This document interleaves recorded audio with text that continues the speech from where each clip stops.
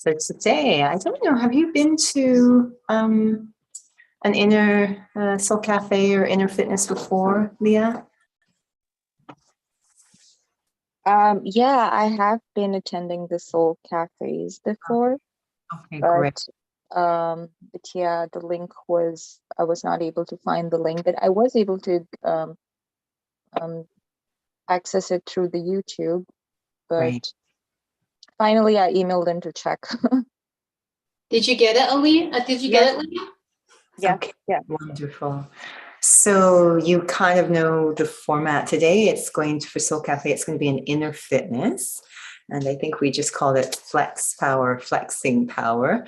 So we'll come back to what exactly that might mean and what it has to do with my day-to-day life or spirituality. But first, as always, it's nice to start with a meditation experience. So let's begin there. Sitting comfortably, and yet if I want, I can try with the eyes naturally open. And I reflect on what I see, I observe happening in day-to-day life, within my own life, and for the entire world as well in current times. And what I see, what I observe, as has always been the case, but perhaps more extreme as of late, is there's constant change, constant change. Sometimes things change the way I would like, and sometimes they don't. The certainty is that things will change.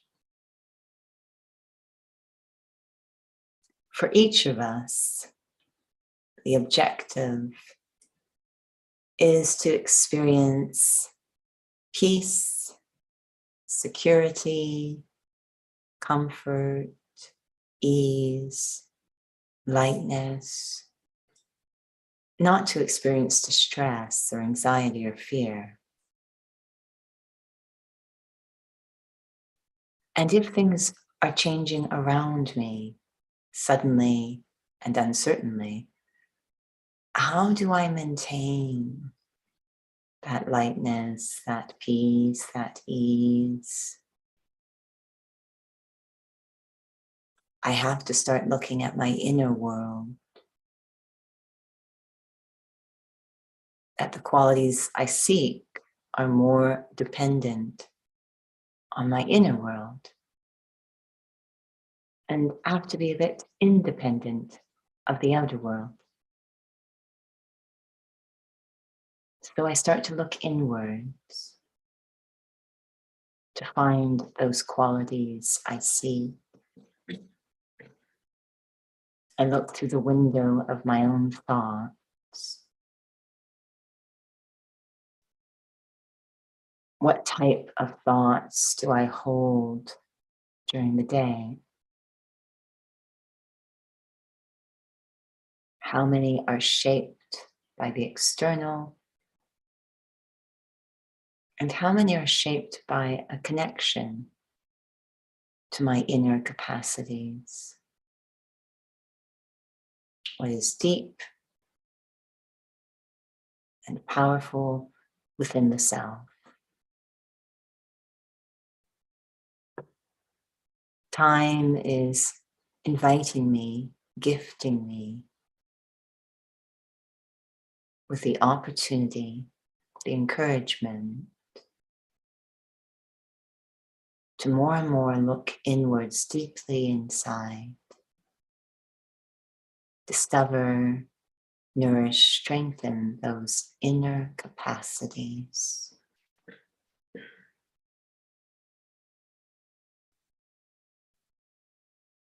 So more and more, I listen to time. Take that invitation. And if ever I do feel anxiety, stress, fear, not just looking outwards, but also looking inwards with faith and trust in the self, at those capacities within.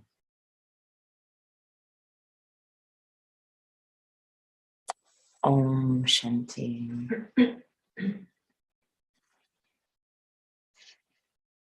So welcome again to this edition of Soul Cafe. We're doing an inner fitness and it's on flex power or flexing power. Sometimes we use this type of term, flexing my weight or flexing my position, flexing my power, this type of terminology in day-to-day life. And when we're talking about someone flexing their power, throwing their weight, well, just in day-to-day life, not looking at the spiritual side of things, but just how we use that sort of metaphor or phrase. What does that refer to? What's going on when someone's flexing their power? Throwing their weight. It's when I first hear that, I've heard in a very, very physical way, someone who's actually very physically, even physically looks, I don't know, call it like muscular and and it's all ego driven, but I've heard it that way. And what are they doing? Like physically speaking? If they're throwing their physical weight around, have you heard it more as a metaphor? Possibly. Just kind of showing their authority. Yeah, this kind of sense of power that we talk about, that they have some sort of power, they perceive they have power, and they're going to, if you will, use that position or platform, usually for a particular objective, right? So quite frankly, we all have moments when we operate this way. Even if we're slight physical build, we still might throw our weight around. Well, there's that phrase, I'll flex and blow you away. Right. Oh. It's not a very good phrase. Yeah, I don't know if anyone has any positive feelings around this, but it's connected to the feeling behind some other phrases we use where we're just trying to, sometimes it might be more the sense of boundary, we're trying to hold a position, or we're trying to make something happen that we really feel we want to happen. Sometimes we're convinced that it's a good thing to happen. So I'm going to, someone might say, I'll use my position, my authority to make something that we perceive as good to happen. And so that might be the case, but the bottom line is that we're looking at something we want to happen, good or otherwise, and we're using that power, perceived power. And the idea of power has so many layers and connotations to it, what we perceive as power. And this is when we kind of get into physical fitness. I find this really fascinating.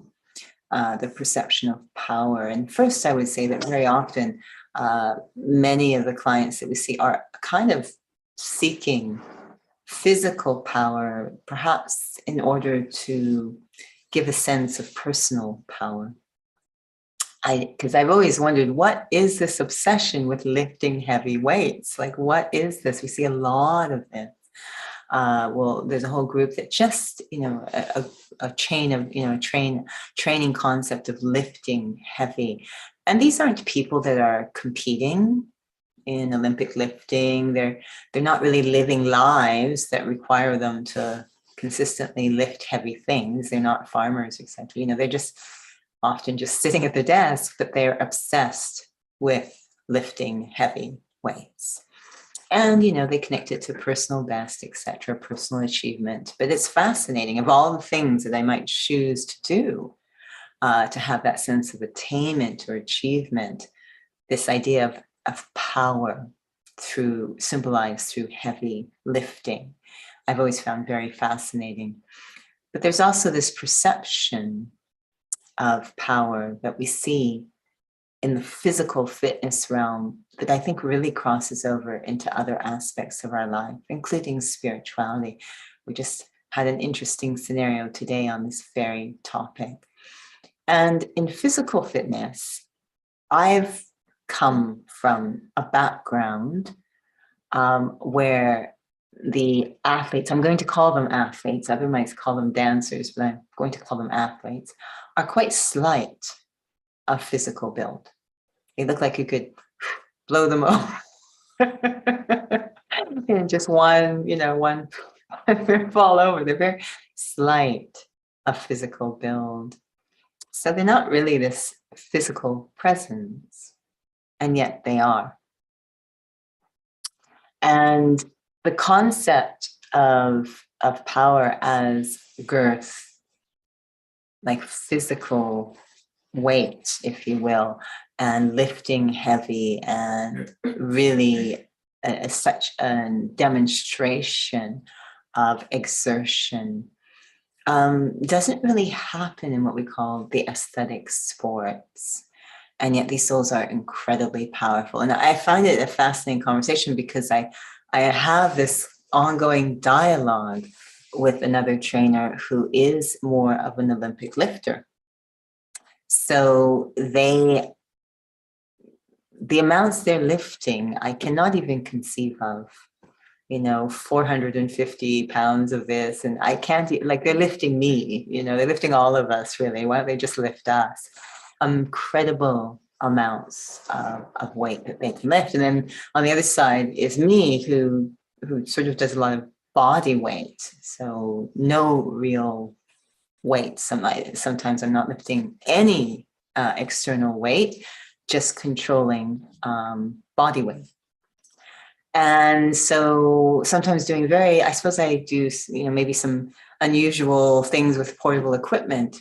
And they often, more than once, they've come up to me and said, which I found very intriguing, they said, "I would love to be as strong as you," which I find an odd statement, because this is not the usual idea of power or strength that we're used to in that realm. Yeah, the Olympic lifter will come and say, "Yeah, no, I wish I was I'm not as strong as you," which makes me laugh, because I could not conceive of lifting the amount of weight that they're lifting. It's incredible. But there's this other concept of power or strength that's very introverted, very quiet, that we do see in the aesthetic sports. The power to control my movement, my own body weight, the power to control my movement. So even if I am lifting a heavy weight, part of my lifting is, can I control returning the weight to rest? For example, putting it back on the floor. I'm not just trying to control pushing it over my head. I'm also very concerned, can I control returning it to rest? Can I control my movements? So this is an incredibly interesting form of power, and why I became quite intrigued when we're talking about physical fitness, yes, with the dancers, and then more in the athletic realm that we're used to with the calisthenic athletes who work with body weight. So these are the ones that could easily be circus performers.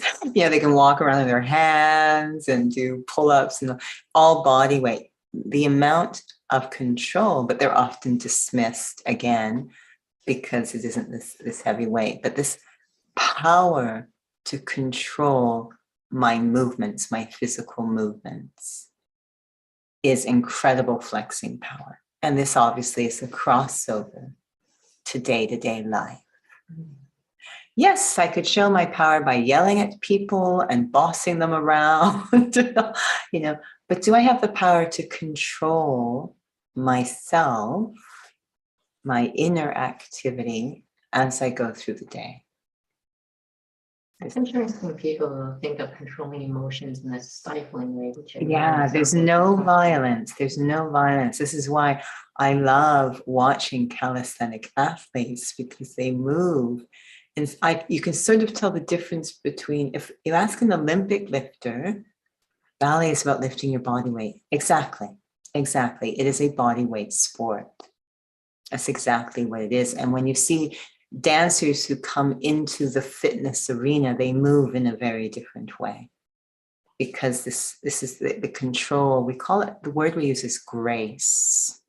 And this is a very high level, and it's a crossover word between fitness, physical movement, and spiritual. There's certain words that if you saw them on a wall, you wouldn't know whether we're talking about physicality or spirituality. Words like grace, lightness, ease, elegance. We could be talking about spirituality or physicality. They cross over. And they take incredible power, inner power, in both cases to execute. And even the reason we said flexing our power is because flex is short for flexibility, right? But we think of flexing a muscle, right? But it's actually, I need to be able to move the arm, have range of motion, even to create that flexion. So being able to move, to have that range of motion, so short for flexion, but also flexibility, which is a very high form of power as well. And so this idea of control, not control of others, which I think is more what you were suggesting, you know, that kind of the violence, if you will, or a control that comes from perhaps not so much a spiritual place or spiritual understanding, but being able to have that kind of control and grace. And as I was saying, the calisthenic athletes that I really, really enjoy are the ones who don't just control their movement, but do it in such a graceful way that people watching them say, they make it look so easy. I could do that. That's always, to me, the sign that I've done something in a powerful way, is when others look and say, it looks so easy. I could do that. And if you put side by side, I've seen, you know, someone who's an Olympic lifter, that form of power, and someone who's a calisthenic athlete, more body weight, ask them to do the same exercise. For example, a pull-up. And many calisthenic athletes actually will do heavy lifting as well. So you could ask them to do that exercise as well. It really doesn't matter. And you start to notice there's a very different feeling in how they execute the same exercise. You know, and you could you use qualities to describe, because they're lifting, you know, it might be the same weight they're lifting. So it's qualities that we use to describe the difference in how they execute the exercise. What sort of qualities might we see in, say, an Olympic lifter as they're executing the exercise? What do you think? Proper alignment. For the Olympic lifter, I think both we'd hope to see proper alignment, yeah. But what qualities would I use? If I use grace and ease for the calisthenic, control, ease. So these are the things that we might see with the calisthenic athlete. What would we see with the Olympic lifter? The one who's used to powering their way through with brute force. Grunting? We see a lot of grunting. So the particular trainer, I feel for this trainer, because as a group of trainers, we often get emails, and they're very sweet the way they do the emails. They address them to all the trainers, but everyone kind of knows who this is actually addressed to. Things like, don't drop the weights, don't express profanity, stop yelling at people. And all the rest of us like, but I don't do that. So there's a lot of verbal noise, absolutely, a lot of verbal noise. Anything else? I think there may be more of attention to quantity, like heavier Maybe a weight. focus on quantity, heavier weights, higher reps. Now, in fairness to these souls, there always seems to be an aspect of their personal story, because I've met more than one, and I'm not going to generalize, but it's fascinating that I've seen this come up in their personal story, that somewhere along the line in their life, there was a personal challenge or trauma. And the only way they were able to get through it was just brute force. In 2 examples I'm thinking of, it was overcoming extreme, like stage 4 cancer. Very painful treatments. And they would share it, yeah, they'd have the heavy metal blaring, they'd be screaming, and they just kept going. So I understand where it's coming from. I really understand. But then on the other side, we're saying, as spiritual beings, our innate quality, the sign of well-being, is peace, non-violence, slowing down. These are very restorative qualities for the soul, for the spirit. And so if I'm doing one thing to try to address, express power in situations where I'm starting to feel powerless, and they go against the true nature of the soul, or true spiritual nature, what effect does that have on me? That my approach to overcoming difficulty actually is going against our true nature. And might that actually be undermining the power of the soul, draining the power of the soul? You start to lose access to that true nature. You start to lose access. So what happens is our sensitivities we become a little desensitized. And again, it's completely understandable in the scope of the story, right? We still sort of had to desensitize to deal with something very painful, right? So it's completely understandable. But it's interesting being with them, because there are moments when you sort of see them, when they're exposed to the qualities of the soul, they're kind of a bit confused or pause, or they're kind of trying to position themselves. So this possibility that true power, flexing my power spiritually, is that self-control in such a way that I do not lose my spiritual alignment. Just as in physicality, we see this control of movement in which there's an integrity of alignment. So I will watch, a calisthenic athlete do a handstand, and they are just, they're walking around their hands straight as an arrow. It's a beautiful thing to watch. They make it look so easy that I actually think I can do it. And I try. And then I watch someone else and they're a banana. And their legs are kind of flailing around. Yeah, they're doing it. Brute strength, they're doing it. They're muscling their way through, but they're all over the place. Like, I think I can't do that. I can't. They're making it look so hard, and there's no alignment. It's just brute hanging on by their fingernails that are keeping them there, keeping them in their handstand. So in terms of spiritually, this idea, and again, you may completely disagree with what are those innate qualities, what is spiritual, healthy spiritual alignment. All we can sort of see if we put the pieces together is that there's a huge cry on the planet for peace. It's probably the number one cry on the planet. Yes, we've got very interesting ways of going about it, very interesting flexing of power, but this idea of peace, of fullness, of security, of comfort, happiness, these are these qualities, these innate qualities of the soul that we're pursuing in quite sometimes violent ways. They don't make much sense, right? But I would use force in order to attain a peaceful state. It doesn't make much sense, but again, we get a little desensitized. How much power it must take to maintain peace through peaceful means.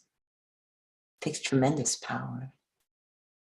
If someone's insulting you during the day, and someone's insulting you, and genuinely from the heart, There is no sense of hurt feelings or feeling defamed or wanting to lash out or hurt the other person in return. None of that. Such alignment of self, such spiritual alignment that one continues to express feelings of respect towards the one insulting them. That's flexing your power. Yeah. I find that very few souls in the world can do that. Yeah. And when you see that in the senior students, Mm. it makes souls wonder what's going on inside them. Because I Right. think that I say very few can do that because I think many cannot fathom what must one be feeling to be able to do that Yes. without it being something that's fake. And you get the same questioning going on when we see a calisthenic athlete doing what they do. It's like, what are they doing inside to be able to perform that particular physical maneuver, have that kind of control, right? They just wonder what's, and this is back to the conversation where the soul was saying, I wish I'm not that strong. It's like, but you are on the external, but he's pointing to some inner strength, right? What we call deep stability in physical fitness, core stability. So this is what our senior spiritual students have, is they've cultivated a deep, deep power or strength. We call it spiritual strength. That's very quiet, very incognito, but it exerts or expresses itself in remarkable ways, maintaining that benevolent feeling even when being attacked. It's quite maintaining that self-respect and therefore respect for others even when being defamed. It's extremely, we call it strength of character, and it's extremely attractive. Perhaps annoying to some people who are trying to flex their power, but it is the only thing, of course, that can lead to a solution, right? Rather than escalation, actually lead to a solution. Is having the strength to be humble, the strength to respect, the strength to be patient, the strength to be mature. Right? This is flexing power, the type of power that's really, really needed in the world today. We'll just conclude. I should have mentioned we only have 45 minutes today. Beautiful. So Leah's asking, what about standing up for yourself? And I find this a really fascinating topic, which we may not be able to fully explore at this time because we only have 45 minutes today. But probably the most interesting aspect of the question, I know when we hear the question, we focus on the standing up part, but the most interesting part of that question is the word self. And when I came into spirituality, the realization that I had stopped standing up for myself quite a while ago. When I sort of disconnected from my sense of self, what often can happen is that we're standing up for our image. I know we sometimes use the word ego, but we're really just standing up for our image. We're protecting our image. And I know that sounds very harsh and extreme. As I say, this is a very full question that deserves really a session on its own, because I know it's such a major part of our day. Yesterday, we were in a little bit of a workshop, and towards the end, what the conversation boiled down to was value. That this is a number one, very, very high craving, hunger within the human spirit is to be valued. And quite frankly, we kind of, if you'll gave away our value long ago. So there's a wonderful Tracy Chapman song, maybe it's called The Tin Man, I'm not sure, where there's a line in it that when I heard it, I wasn't yet in a spiritual study, but it just stayed, it stuck, and I found it fascinating. It said, only to realize that you are defending empty space. Right? So we set boundaries, stand up, only to realize I'm defending empty space. That I kind of gave away. I gave away. I betrayed is a strong word because I don't think we realized what we were doing. but we kind of lost ourselves. And now we're defending not ourselves, but this empty space, almost this image, this false sense of personal value. And again, this deserves much fuller conversation, and you might completely disagree. But if we have sort of two people, this is really what we see going on in the world so much, whether individually or nationally, is that everyone's trying to stand up for themselves at the cost of having to, if you will, destroy someone or something else. And this will only lead to go in one direction. So what I loved about this spiritual study is the first thing it did was help me to be loyal to myself, to start to reconnect. I am probably the first one who stopped standing up for myself. And I'm not talking about anyone doing it, because when we hear that phrase, we think about someone else attacking. This is something that happened internally to ourselves. We forgot ourselves. Most of us don't even think of ourselves, and we want to debate about it, which is fascinating. We don't even think of ourselves in the spiritual way, right? We think we're the body. So then what am I defending? So if I'm saying I'm standing up for myself, there is a suggestion there.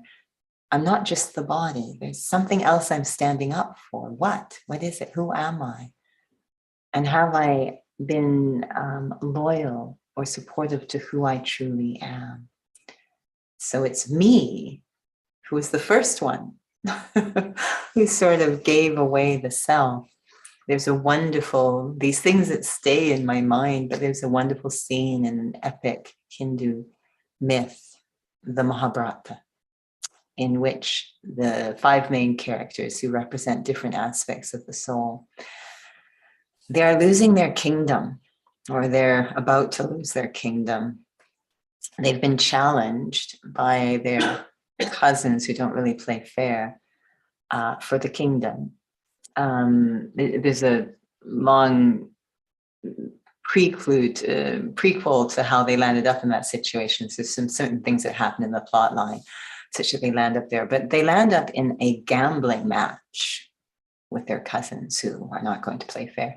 But they land up in a gambling match with their cousins. And so the 5 main characters are representing, they actually belong to a clan that means to be fairness. They're representing the fair aspects, the true aspects of the soul. And the cousins represent, if you will, the dark, what happens to us over time as we start to disconnect with those true aspects, that true alignment of the self. So they're in a gambling match. And the main character in the gambling match, the oldest brother, he starts to, I don't know why, they have this problem where they can't stop gambling, which is very odd. But really what they represent is how over and over we gamble away ourselves. So he starts to gamble away different parts of the kingdom. He keeps losing, keep hoping he'll win, keep doing the same thing, just trying harder. That sounds familiar, doesn't it? And he keeps losing, and he starts to lose not just property, but people, aspects of the soul. He starts to gamble them away, his brothers, one by one, aspects of the self. Until finally, there's a famous line, he lost himself. He gambled himself away. And he also gambled away our greatest property, which is purity. The term we often use is self-respect. He gambled that away too. It's a very powerful scene in the story. No one did anything to him. This is all representing the dynamics that happen within the self, and all a part of a wonderful spiritual journey we each go on. So the first standing up I need to do is actually an internal one, is I need to reconnect with the self. I need to get the self back online. And when I come with these incredible powers or capacities that we actually saw. I wish I could show you, Leah. I'd have to bring them they've gone on in their lives. They're now in other births, but I wish I could bring some of these seniors back, these souls who actually were loyal to themselves, got themselves back. And what standing up for themselves look like. It's not them against someone else. There's some external challenge. Time and again, what we witnessed is for them to really stay loyal to themselves, to protect their spirituality. The only protection is purity. And so it was through respect towards others, even those defaming them, that actually strengthened their own position. It's quite fascinating. And I witnessed how they were able to do this. It was remarkable through taking the time to develop that inner power, spiritual alignment. They protect that state through actually almost giving protection to others, because everyone's in the same boat. If someone attacks me in some way, they are betraying themselves. This is something that one of our seniors, Daddy Genki, would sort of underline. They are betraying themselves. They're going against their own true nature. Do I have the power to create a platform, a forum, where my self-respect stays intact due to my own personal power, but also it's a platform, a forum where it invites the other person to come into their self-respect? Do I have that much power? You know, we've seen a few spiritual leaders who have been able to do this. Then there's no threat to their personal power, and the other person wins as well. I'm not saying this is easy, just like when a calisthenic athlete walks on their hands. I know that's not easy, though they make it look very easy, how they protect their alignment. So it's a very beautiful question. It's a full question that we ideally should dedicate a whole nother session to, because I think it's a really wonderful topic. You know, what is it to really be loyal, as we say, to the royal within the self, to stand up for the self, to maintain my spiritual integrity in the face of challenges. But somehow we've run out of time in this session, and how it ties to self-respect. In fact, that is the seed of it all, is self-respect. So maybe, Leah, you can reflect on it too, and then we'll meet up next time for part 2 of the conversation. But for now, let's take a minute or two for reflection. As I sit here, if I become very, very quiet, I might become aware of 2 aspects to the self: the outward or public facing, and the inward facing.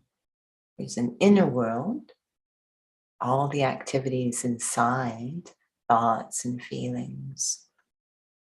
And then there's the outer world, what I actually present outwards.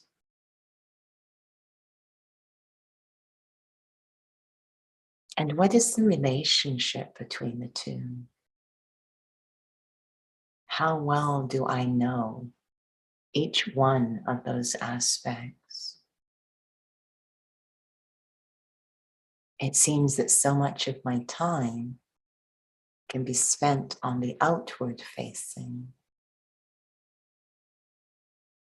to the state that I have very little understanding of what's going on inside of the inner world. And where there is no understanding, we often refer to it as, I'm in the dark.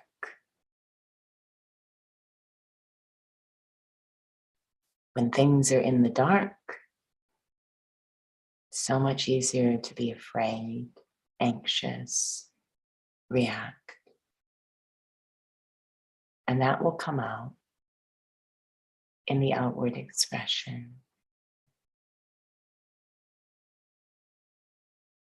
I make a commitment to myself to spend a little more time understanding, shedding light on what's going on inside. very deep inside it, what we call the spiritual level.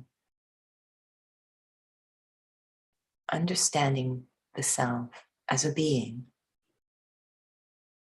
life, spiritual being. It's like getting to know the self once again.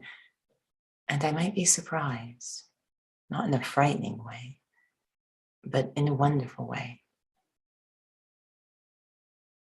The capacities, the treasures, the resources that reside within. As I embark on the journey of self-discovery, what it means to say, I am a soul. Om Shanti. Thank you for joining today, and let's see when we can have part 2 of this conversation. Until then, have a wonderful day. Om Shanti. Thank you for joining.